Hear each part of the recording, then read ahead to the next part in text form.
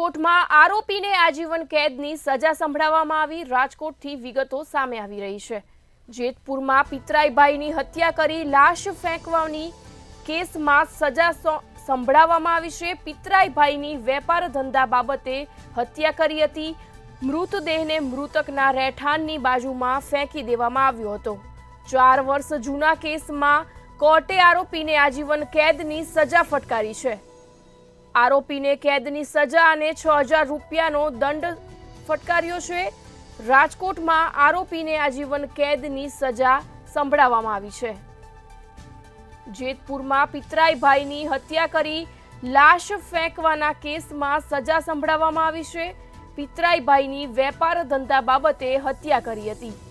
મૃતદેહને મૃતકના રહેઠાણની બાજુમાં ફેંકી દેવામાં આવ્યો હતો। 4 વર્ષ જૂના કેસમાં કોર્ટે આરોપીને આજીવન કેદની સજા ફટકારી છે।